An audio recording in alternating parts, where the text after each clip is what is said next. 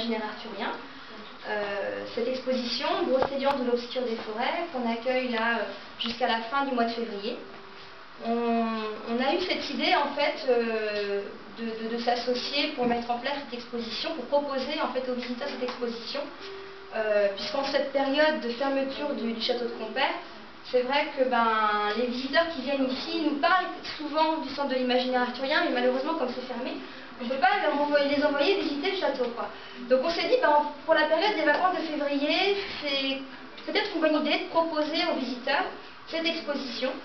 Et ça fait comme un appel à la visite pour l'exposition sur Merlin qui va ouvrir au mois de mars. Le but étant de réunir nos forces pour accueillir au mieux en fait les visiteurs qui passent sur notre secteur. Voilà, donc encore merci au Centre de l'imaginaire arthurien d'avoir accepté cette invitation de l'Office du tourisme et de nous proposer cette belle exposition. Alors je remercie moi aussi beaucoup l'Office du tourisme, je suis vraiment très heureuse que les liens se renouent de cette façon-là. Je sais, on en a parlé avec Jackie, donc je remercie Jackie Allais qui est absent, mais qui est un vieil ami de très longue date, qui d'ailleurs est à l'origine de la revue du magazine qui est à l'origine de l'exposition, lui-même était dans le groupe d'organisateurs. Je vous remercie toutes, prendre une antenne bien sûr de nous accueillir, et puis je remercie Nicolas et Aurore qui ont aussi participé à la mise en place, à la recherche des cadres, enfin toute cette manutention qui accompagne l'exposition et qui n'est jamais une mince affaire, quoi qu'on en dise. Et bon, nous allons sûrement travailler en commun de manière très fructueuse et je pense que c'est le bon moment parce que le temps n'est vraiment plus aux petits égaux.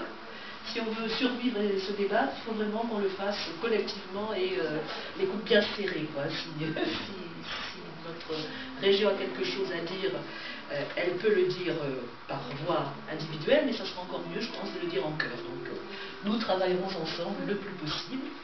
Il y aura sûrement d'autres voies à explorer. Et moi, je voulais juste rappeler que cette exposition, alors, aurait pu s'appeler 20 ans après, mais le titre était déjà pris.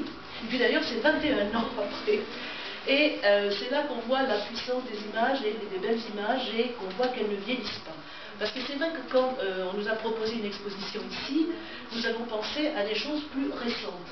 Et puis j'ai vu la réaction de ceux qui n'avaient pas connu cette exposition à ses débuts, et qui étaient quand même assez frappés de la qualité de ce qui avait été réalisé à ce moment-là.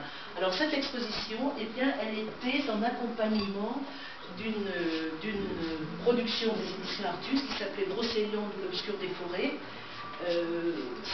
Cet album n'existe plus, enfin n'est plus édité, mais